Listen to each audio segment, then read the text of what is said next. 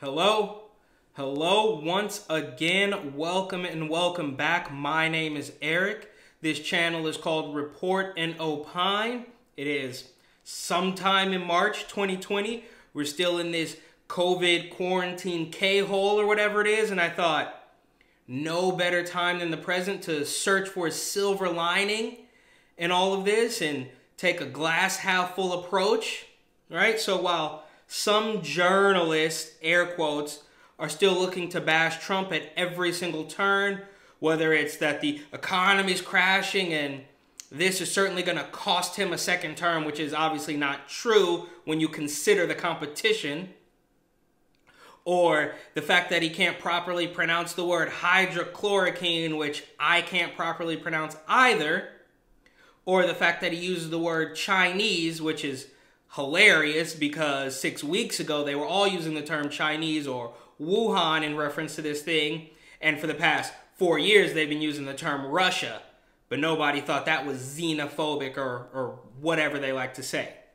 So while Chuck and Nancy are still obviously playing politics like their political corrupt lifestyles depend on it, we do have a couple of unlikely supporters of the president, right? So Ilhan Omar and I believe Ayanna Pressley have come out and say that Trump's response has been incredible when referencing his invocation of the Defense Protection Act.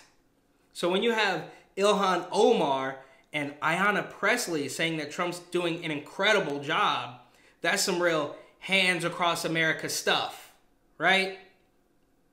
Then we've got Governor Gavin Newsom out in California. So now the whole state of California is now on this mandatory stay-at-home thing.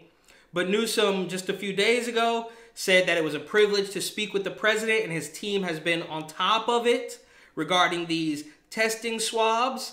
And it looks like, you know, if Gavin Newsom, governor of the furthest left place, literally and figuratively in the country, can put those politics aside for a second, it seems like we're all taking a step in the right direction. As well as Governor Cuomo, who even a month or so ago was still bashing Trump, has come out and said that the response has been good, they've been ready and willing to help, and he even thanked the president for all the work he's done so far. So again, if these two guys, you know, governors of California and New York, the craziest hard leftist places in the country, can say Trump's doing a decent job, we are certainly taking a step in the right direction. And as far as some of the media personalities are concerned, we have Joe Scarborough over at MSNBC, right? Mika and Joe, or Morning Joe. He said that we all need to rally behind this president and do whatever we can as a group, as a whole, to help him succeed, which is a fairly sane statement in my opinion. Then we've also got Dana Bash of CNN, who said that Trump was displaying the type of leadership that people need right now. She was even called out by some hard left weirdos on Twitter. So imagine that. People even crazier and harder left than a CNN personality said that she was crazy for saying Donald Trump is essentially not that bad, right? And she actually stood her ground. She doubled down and said, no, this is good leadership. She didn't bend the knee.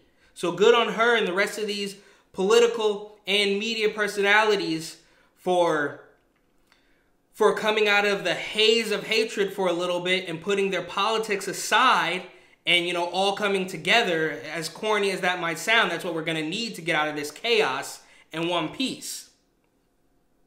This situation also, in my opinion, will shine a light on some of the hypocrisy. While the entire state of California is now on a mandatory lockdown, how can they, in the same breath, say that they still support these weird socialist open borders policies that don't make any sense, right? So if you need to prove to a government official that where you're going is essential, but at the same time say, no, everybody can come in, you know, no paperwork needed, just hop on over the fence and do whatever it is you want, you got to look yourself in the mirror at that point and ask, does this make sense? And besides that, now I'm certainly no financial advisor, and I'm definitely not a psychic, but I think if you have the capacity at this moment and you're not in a terrible financial pinch, which I know a lot of people are, you can invest at a low rate and weather the storm and come out on top if you can handle this for the long haul. So that's my glass half full approach to this whole thing, I suppose. Hope you enjoyed it. Hope everybody gets back to work soon and that toilet paper will be restocked everywhere in a timely fashion. And until the next video, have a wonderful morning, afternoon, or evening.